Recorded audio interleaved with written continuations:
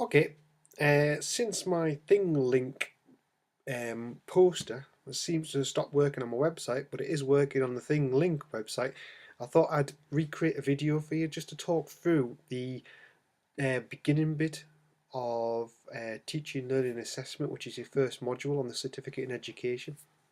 What we did look at was roles and responsibilities of the teacher. We started with thinking about the different names teachers and assessors get. So the list was quite exhaustive. It was a very long list, but some of the ones I picked up on the thing link, as you can see, are assessor, coach, counsellor, facilitator, instructor, lecturer.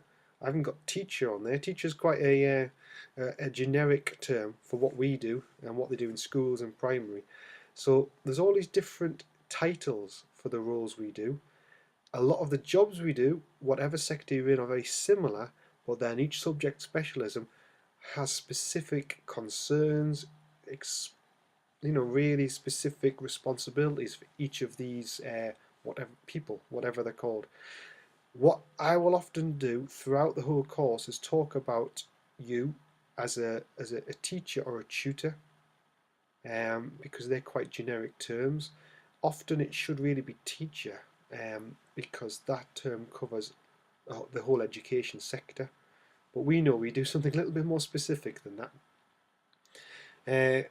Gravel's, in her work, suggests a few bits of responsibilities. There's a bit of a list there of responsibilities of what she thinks a tutor in the post-compulsory education sector gets involved in.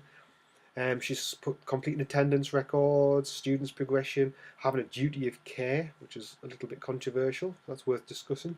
Induction, tutorials, which else she put? Standardising practice, attending meetings, delivery of material, marking, events, conferences, referring students to other agencies, which can be often a major part of some people's role, and the dreaded course administration.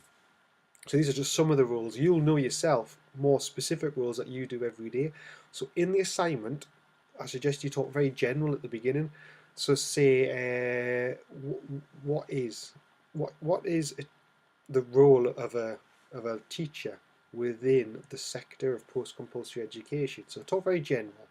Maybe talk about the different names people have for that role, the different responsibilities, look at Gravals and look at other people's work and what they suggest generically of what we do as a job.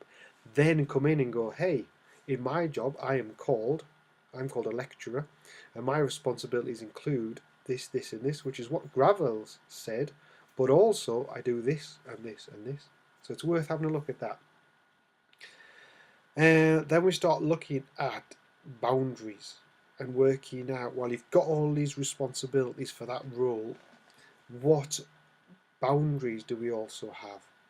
So this does include classroom rules and activities that we need to do in our role. That is our responsibility. But it also goes a bit further than that and about tutor or teacher and student relationship. How does that work? Where is the boundaries within that? Simple things like, can you touch the students? Even a simple pat on the back or shake of the hand. How does that fit within your role?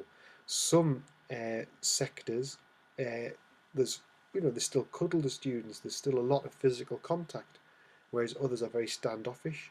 So where do you fit with that within your sector? And there's also the going out, uh, chatting with students outside of college. Is there a boundary being broken there, or how does that fit within the responsibilities and boundaries of the sector? Uh, Social network communication, email, mobile phone communication. There's the boundaries that fit around that. And there's also need to think about relationships as well. So friend relationships as well as any sort of relationships that go any further than that. What's allowed, what's not, where do you draw the line, what are the boundaries when it comes to teaching? For example, a couple of questions to think about, which we did talk about. Can you phone the parents of a learner over 18? Uh, can you lend money to learners? I mean, where does the boundary lie there? what else is there? The violence and the abuse, all that safeguarding stuff. Where does that fit within the boundaries and roles of a teacher? That's never going to fit, is it? We need to expand that. Disappointing. Basically, the bit you can't see there because it's just a little bit out of the screen, which is a bit annoying, and I can't change it while recording. But it's basically work within the standards and the professional standards you've been given, and we'll talk more about that when we come to professionalism right at the end of the course. But right now, you need to know what your standards are, what the guidelines are for your profession, what the policies and procedures are within your job role and within your actual department, and that'll also help with things like classroom management. If you know where the boundaries are, it gives you a good fighting chance to be able to control the class. You know what disciplinary procedures can be put into place, and what positive motivations can be put into place. Can you organise a trip? Can you send them off on a trip? Can you stop the naughty ones, or whoever they are, from going on the trip? You've got to think about things like that. As long as you stay within what is at the moment the LLUK standards and within your departmental procedures, then you're safeguarding yourself. But also think about the safeguarding procedure within your school, your college, and your department. Who are the safeguarding officers? Um, and where do you turn? Always ask for help. Never ever be left alone thinking, right, well, how am I going to sort this out? Go and find out who the people are that you need to talk to.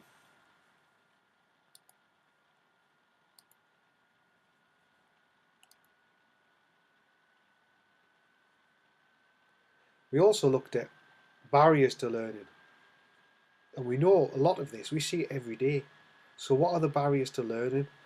And in our sector, in the post-compulsory sector, the students, whether they're 16, 18, or 60 to 80, come with a lot of bias and a lot of prerequisite knowledge of what education is. They've had it for so long. When they come to us, there's an expectation, a fear perhaps, or even a sort of a not wanting to engage because they've had such a negative experience previous. We've got a lot to work on, and sometimes you've got 1 year if you're on a 1 year course, or 10 weeks if you're on a short course to turn that around. You know, those things need to be considered. So it's worth thinking in advance what the barriers of learning could be for that particular group, and then be ready to be able to reinforce that education is a really useful thing. It's a fantastic way of making your life mobile, giving you opportunities to either change job, develop a career, or even move from the situation you're in now. Without education, you can get stuck in a rut and there's no way out. And that's what education offers. But so many barriers can be put up by bad teaching, by bad organisation, by bad experiences of tests, assignments, coursework, whatever it is. And we need to consider that before they even get into the classroom. And the other thing is also the cultural barriers. So looking out for things, items that can be put in the way of people to stop them achieving just because they culturally see things in a different way. So it's really being aware of what culture you're going to be dealing with and identifying and finding out for the individual what the best support can be given to give them a fair opportunity, the same as everyone else in the group, or even more than that, to give them the opportunity to explore and develop further. So there is a lot of working out we need to do at the beginning. If we get to know our learners and really just spend some time finding out who the individuals are, it'll save you so much hassle in the long run with classroom behaviour, motivation, etc. When it comes on to motivation, there's two types of motivation: intrinsic, extrinsic. Intrinsic motivation is the stuff that's inside, self-motivated. I want to do this, I really just want to do it for me. That's intrinsic motivation. Extrinsic motivation is those external motivators: money, sweets, chocolate, those sort of things. And it's quite easy to use extrinsic motivation, but that can wear off very quickly. So you can offer them £10 to pass the course, but then to pass the next course, is £10 enough? Do they want £20? You offer them chocolates this week. What happens if there's no chocolates next week? Will they be motivated? They're valid. They're a really good way of doing it, but you need to be careful about how often you use it and the type of extrinsic motivation you use, because you could be setting yourself up for future issues with motivation. An intrinsic motivation is a difficult one to think about from a teacher's point of view. Can you change people's intrinsic motivation? Can you make them be self-motivated? I'm not sure what the answer is yet, other than continue to do what you're doing by exploding the barriers, giving them the support, self-esteem, building confidence, and really developing them as a learner. If they're confident in learning as a learning process, intrinsic motivation might start to develop from that point on. And then don't forget about Maslow as part of that. So he has that hierarchy of needs. Right at the bottom, you've got the safety aspect. If the student is not feeling safe, they're not going to learn anything, because they're far too focused on just being safe. If they're homeless, if they're having bullying issues, if there's harassment and violence at home or even somewhere within the organisation, they're not going to learn anything. They may learn little bits and pieces if you can force it through, but it is a very, very big struggle.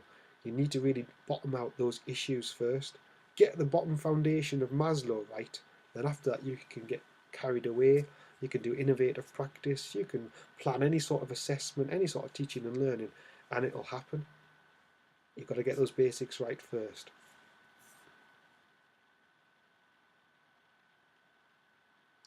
Oh yeah, there was some criticisms for Maslow about some missing aspects, such as socialising, etc. So you might want to comment on that if you get an opportunity, but I don't think you'll have time in this particular assignment. But just be aware that Maslow is not the answer to everything. It's just a nice little framework to look at to get a quick idea of motivation. So what you need to do in the first part of the assignment: roles, responsibilities, and boundaries. How do they affect teachers, and then how do they affect you in your particular subject area and in your particular department? But remember to keep everything anonymous and anonymise everything, and then you can move on to the assessment for learning that part.